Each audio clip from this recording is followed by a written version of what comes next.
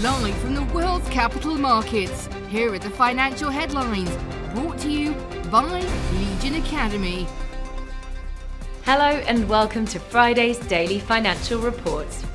The dollar was slightly higher against the yen following data showing US retail sales unexpectedly rebounded in August, while the Swiss franc hit its strongest against the euro since 2015. Samsung Electronics will invest over $5 billion by 2030 as part of sweeping environmental initiatives aimed at making the company carbon neutral by 2050, the world's largest chip and mobile maker said. Gold prices slipped to a two-week low as a stronger US dollar and expectations of big rate hikes from the Fed diminished the metal's appeal. The Aussie dropped 0.7% against the dollar in the last session. The CCI indicates an oversold market. Nike shares dropped 0.6% in the last session. The stochastic indicator's positive signal contradicts our overall technical analysis. The dollar gained 0.4% against the yen in the last session. The stochastic RSI indicates an oversold market.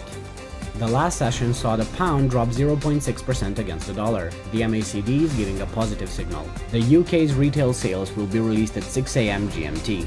The Austrian HICP at 7 GMT.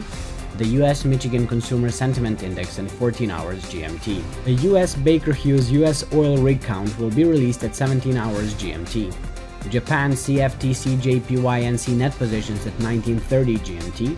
Italy's trade balance EU at 8 o'clock GMT. We hope that you've enjoyed Friday's Market Outlook. On behalf of all of us here, we wish you a productive trading day.